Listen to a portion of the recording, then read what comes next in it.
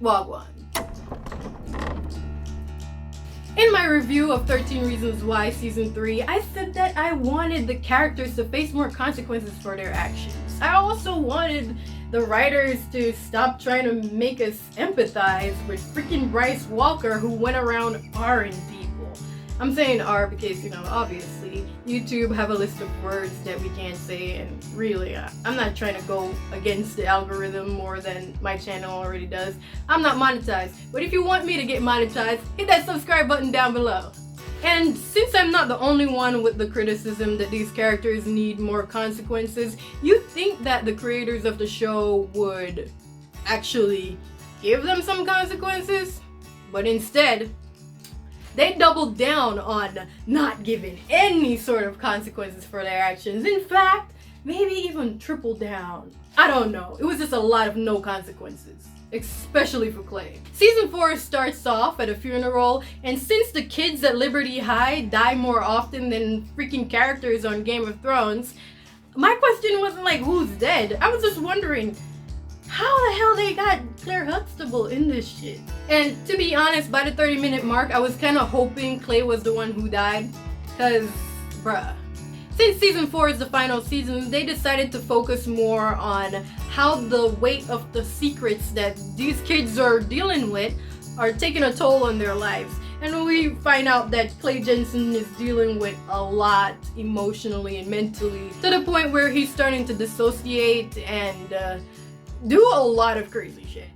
And Clay's action feeds back to the lack of consequences that he deals with. Clay vandalizes school property in one of his states of dissociation. He incited a riot, blew up the principal's car, stole a gun from a cop, and proceeded to put it in the air while surrounded by his classmates and a bunch of cops, crashes Zach Dempsey's car. He escapes from a mental hospital, holds up a police station saying that he has a gun, and the only consequences he faced for that was getting a hug. And he was just a general asshole to all his other friends. So much happened, and it doesn't get in trouble. It doesn't make any sense.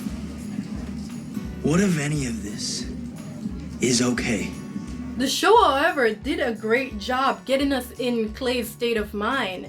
We were able to plunge right in, and we felt the anxiety that he felt most of the time, mainly because the way it was edited, we sometimes didn't know what was reality and what was a dream. We didn't know if Clay was in one of his dissociated states or if this was what was actually happening. And I feel like the way they were able to blend the different worlds was done a lot better than the light and dark days that they had in Season 3. Another way they fixed Season 4 from Season 3 is they tried to build more personality for Ani. Before, Ani was just a know-it-all walking around just knowing everybody's secrets, which made no sense. And in Season 4, we get a little bit more of who Ani is. We found out that the reason why we don't really know Ani is because Ani doesn't really know herself, which makes sense. But she also disappears for a few episodes, and I'm just like, isn't that a bit of a cop-out? Instead of actually writing more of a personality for this character, you decide to take them out. I felt a little bit off about that. I didn't think I was good enough. I didn't think I deserved the future before. And the only character that had a good redemption arc from Season 1 to Season 4, Justin, was killed off because he had some sort of super AIDS that just worked really fast. One moment he's at the prom and the next he's dying in the hospital from AIDS. And what it seems like he got AIDS a few months ago. So, I don't know.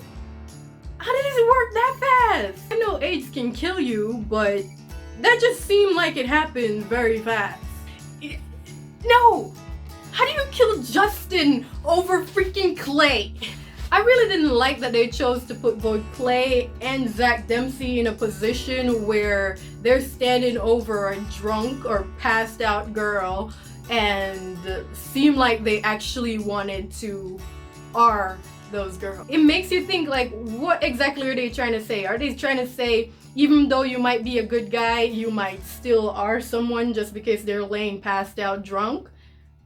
I don't know. I feel like that was a terrible thing for them to put on two characters that's shown in the past to have, I don't know, restraint or just not be a shitty aura. And I know that Zach Dempsey had Clark Kent's hair, but I didn't know he was freaking Superman also. They were in a convertible with no top, and it flipped over the side of the road, and they survived. And not only did they survive, Clay left Zach for dead. Clay had no injuries from that car accident, and Zach healed after a day. He had the cast on his arm, and then the next day there's no cast. He's in the gym working out. Like, come on, bruh. How does that work? They try to sell to us that Winston was so upset and distraught by Monty's death because he basically loved Monty after they hooked up twice. And yet they tried to tell us, will you tell him something for me, Alex? Yes. Will you tell him he's the first boy I ever truly loved?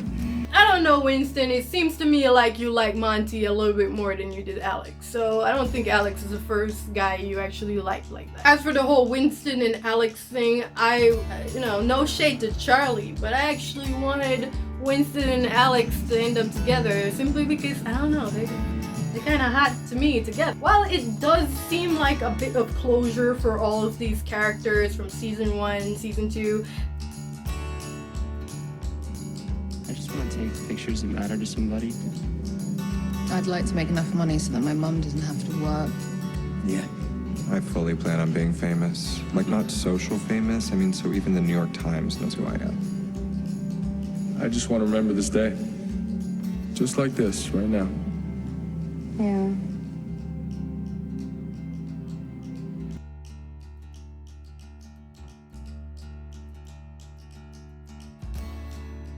Clay's mental health took such a plunge in this season. It's hard to believe that a little bit of closure of burying the tapes would just turn it around like that. Lieutenant The Dye. case is closed, but I don't think that takes away the personal guilt that you feel knowing that you are an accessory to murder. Is it only because you are afraid of the consequences that you feel guilt? Or do you feel guilt because you know you did something wrong? However, I feel like this might have been the best season out of all of them. I find it really interesting that they sort of echo what's going on in the real world right now. And a lot of the things that happen in that school would cause a huge ass lawsuit. That whole school pow was just, even though it was a drill, that was just too much. I don't think that's legal. Like, how? No. I feel like for a final season, it honestly wasn't that bad.